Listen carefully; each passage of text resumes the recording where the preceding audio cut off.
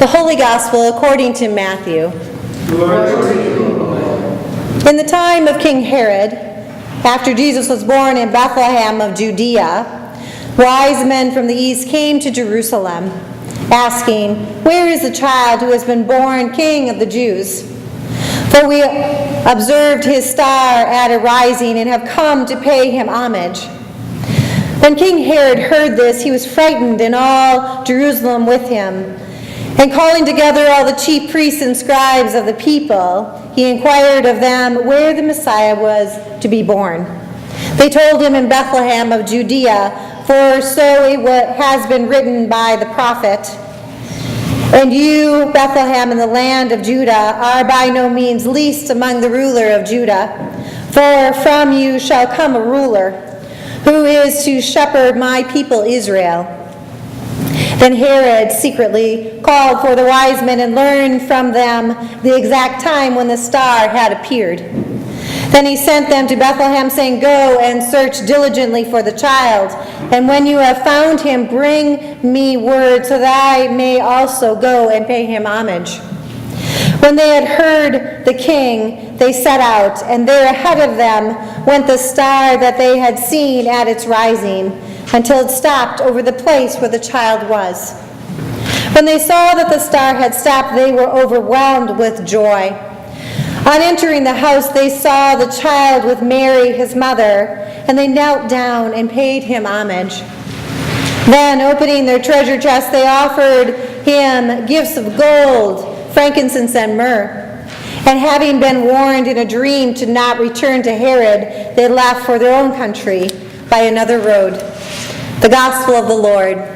Praise to you, Christ. You may be seated. So we end one year and we start a new one, which kind of invites us to look at our own maps, review the roads we have traveled, and reorient ourselves to whatever road we're headed on this year in 2016. The Gospel shows us a glimpse of the road of the wise men, a road that I can imagine was not perfectly straight and not perfectly simple. God, through the language of astronomy, engages these wise men into longing to discover the gift of a king, a gift of a Messiah. This sends the wise men on a new road to discover something beyond themselves, a road that changes them forever. Here's a version of what it might have been like when the wise men rode to discover the king, the gift of a Messiah. "I don't feel well." Breathe deeply, Caspar, and keep your eye on the horizon. You'll feel better. There was a hint of impatience in the old man's voice. This conversation had been repeated every day for the last month.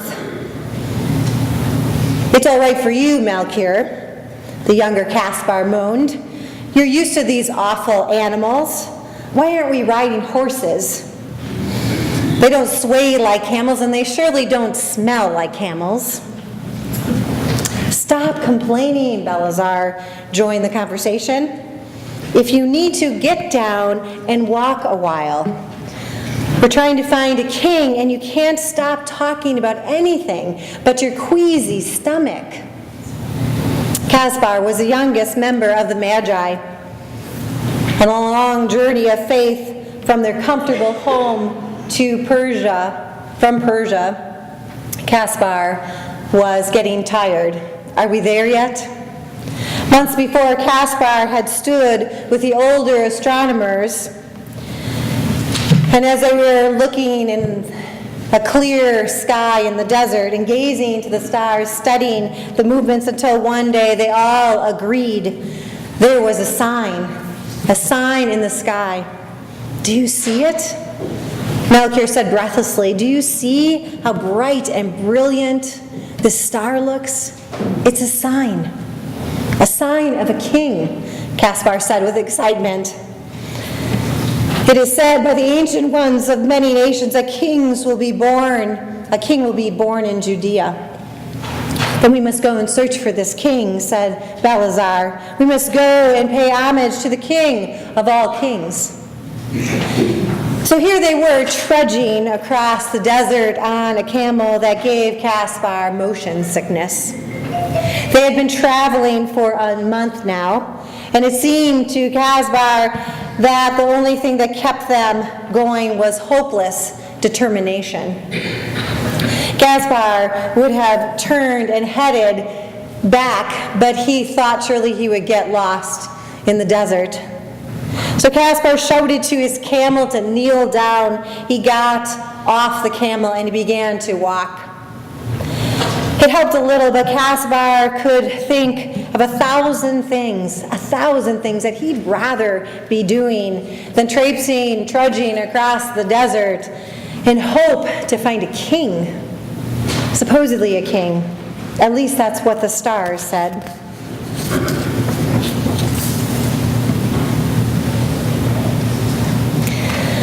Melchior, losing patience himself, said, "Patience, Caspar. Tomorrow we will be in Jerusalem. There we will ask their leaders for advice on where to search for this king." "I'm not looking forward to Jerusalem," said Balthazar. "We must be cautious of King Herod. He's a sick and jealous dictator. I've heard that in his jealousy, he took the lives of 2 of his wives and 3 of his sons. Caesar Augustus of Rome has said that it's safer to be with Herod's pigs than to be his son. Caspar shook a little, partly from the cold evening air and partly in anticipation of the visit to Jerusalem. They finally arrived in Jerusalem. When they arrived at King Herod's home, Herod was overly welcoming and generously entertaining to the wise men. The wise men explained their reason for coming. They explained that they had determined in their research that a new king, a great king among kings, would be born in the city of David, the city of Bethlehem. Herod protested. "But there are no noble families in Bethlehem from which a king might be born." Herod then became suspiciously hospitable to the wise men and said, "Stay for tonight, rest a while, and tomorrow go and find the young child born. And if and when you find the child, come and tell me so that I too can pay homage, I too can worship this king." A servant led the wise men to their rooms to stay overnight. But as soon as the door was closed, Melchior whispered with fear and urgency, "We must go now, tonight." "Why?" Caspar asked. "Bethlehem is not too far away. We must go and find this child before Herod does." Caspar saw the fear and concern in the 2 older men. They had not been fooled by Herod.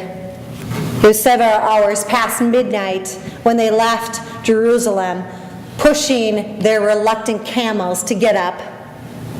After some time, Balthazar points and says, Look over there, look over that stable. There, that one on the hillside, do you see?" A few more shouts to the camels, and they were there. "Is anyone there?" Caspar called and knocked on the door. And the door creaked open slowly. A frightened man appeared in the door. "They've come to see the great king that was born," said Melchior. "A child has been born here," Joseph said cautiously. "He's a child like any other child, but you may come and see him." There's a long, full silence as the wise and wealthy astrologers looked at the child with awe. They gave their gifts and knelt down and worshipped the king.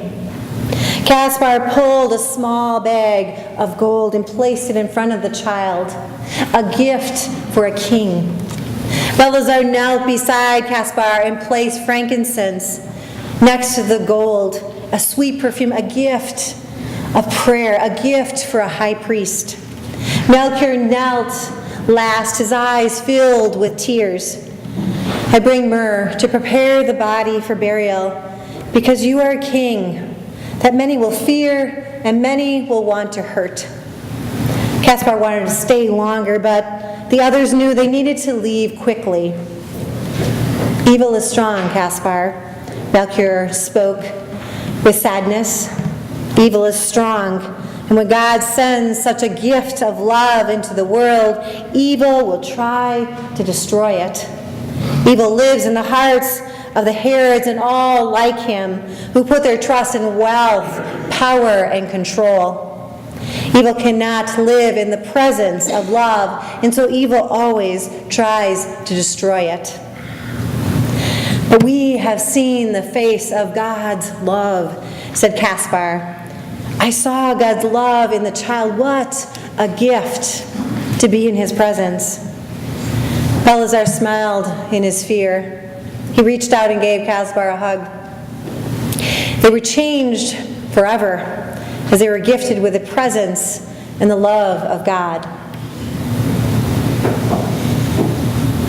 The roads we take change us. If we are breathing, we are being transformed and changed.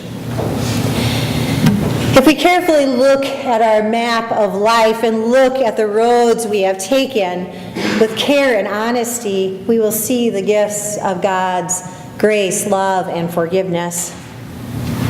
Yes, we have had detours along the way, times that seemed not to make sense, moments when the road simply disappeared and ended. In those times, if we look closely, we can see the work of God, the gift that goes on. Like the wise men, God speaks to us and guides us through the languages we know. Like the wise men, God sometimes uses detours to help us find an open road in a way out of difficult and challenging situations. And like the wise men, we may discover that the time we spent away, sometimes literally and sometimes metaphorically, ended up leading us to see the gift of Christ in our lives. This new year is a great time to pay attention to where we've been, the roads we've traveled, the new roads we are headed, knowing that the gift of Christ goes on in our journey of faith.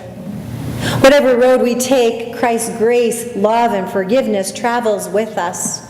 Signs of that grace, love, and forgiveness are here as you've traveled today at the table of bread and wine and the remembrance of the waters of our baptism are signs along the way of God's love and care for all of us. This year, may you discover and engage in the gift of Christ in new ways. May you share the gift of Christ with others, and may you know the gift of Christ goes on. Amen.